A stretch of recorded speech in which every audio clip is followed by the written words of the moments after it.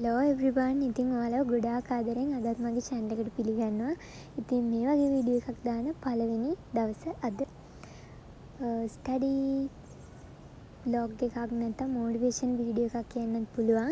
ඉතින් මම කලින් videos short videos ගොඩාක් upload කරත් මේ වගේ දිග vlog එකක් දාන පළවෙනි වතාව. ඉතින් මම කලින් පාඩම් කරපු වීඩියෝ ක්ලිප් ටිකක් අරන් තමයි මම මේ වීඩියෝ එක හැදුවේ. ළඟින O level exam එකටත් නැත්නම් A level exam එකටත් ලියන නංගි ළමයිලට චූටි උදව්වක් වෙයි කියලා හිතාගෙන.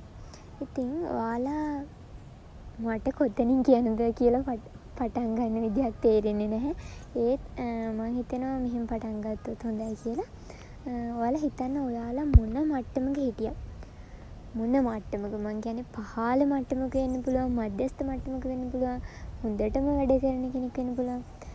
හැබැයි මං හිතනවා හොඳටම වැඩ කරන කෙනෙක් මේ වීඩියෝ එක බලන එකක් නැහැ කියලා. මොකද දන්නවද?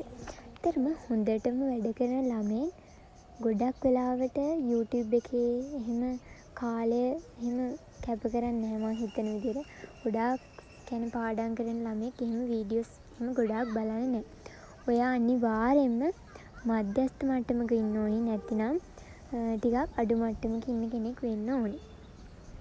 ඉතින් මං කියන්නේ ඔයාලට මේ ඔයාලට මාස 3ක් වෙන්න පුළුවන්, මාස 2ක් වෙන්න පුළුවන්, සමහර විට මාසයක් වගේ පොඩි කාලයක් වෙන්න පුළුවන්. ඉතින් ඔයාලට පාඩම් කරන්න කාලේ නැහැ කියන එක විභාගෙට හේතුවක් නෙමෙයි. ඉතින් මම දැන් ඔයාලට කියන්නේ ඔයාලගේ කාලය කොහොමද කළමනාකරණය කරන්න. කාලයෙන් උපරිම ප්‍රයෝජන ගන්න මේ මාස ටිකේ. ඉතින් ඔයාලට කනවා, නානවා, ඉස්කෝලේ වැඩ කරනවා, ක්ලාස් යනවා ඒවට අමතරව ඔයාගේ කාලය ඔයාට ඉතුරු කරගන්න පාඩම් කරන්න තවත් කාලයක් අපිට උපය ගන්න පුළුවන් වෙන්නේ එකම එක අවස්ථාවකදී විතරයි. ඒ තමයි අපි නිදා ගන්න වෙලාව. ඉතින් අපි නිදා ගන්න සාමාන්‍යයෙන් පැය 8ක් නිදා ගන්න 8ක් 10ක් නිදා ගන්න ඕන කියලා කියනවා. ඉතින් ගොඩක් අය ඊට වැඩිය නිදා ගන්නවා. ඊට වැඩිය හෝ එහා සමාන කාලයක්. ඉතින් ඔයා 6ට තාමත් 6ට නැගිටින කෙනෙක් වෙන්න පුළුවන්. තාමත් පහමාර විතර නැගිටින කෙනෙක් වෙන්න පුළුවන්. ඉතින් ඔයා රෑ පාඩම් කරන කෙනෙක් වුණත්, උදේ පාඩම් කරන කෙනෙක් වුණත් මම කියන්නේ ඉන්නේ කාලෙන්, නිදා ගන්න කාලෙන් අපි අපේ එක්සෑම් එකට තව චුට්ටක් බර දීලා අපි පාඩම් කරන්න ඕනි කියලා. ඉතින් සමහර විට ඔයා 10ට නිදා ගන්න කෙනාට පුළුවන් 1 විතර වෙනකන් ඉන්න. නැත්තම් ඒ කාලේ ඔයා උදෙන් ගන්න ඕනේ. මං හිතනවා ඔයාලට මං කියන එක තේරෙනවා ඇති කියලා. ඉතින් ඔයාලා කොච්චර මොටිවේෂන් වීඩියෝ බැලුවත්, කොච්චර එක දේවල් කරත් වැඩක් නැහැ. ඔයා ඒක බලලා ඒක ක්‍රියාවෙන් ඔප්පු කරන්නේ නැත්තම්. ඉතින් ඔයාලා බලන්න ගෙදරින් වුණත් ඔයාලට ඔයා පාඩම් කරනකොට කොච්චර සහයෝගයක් ලැබෙනවද කියලා.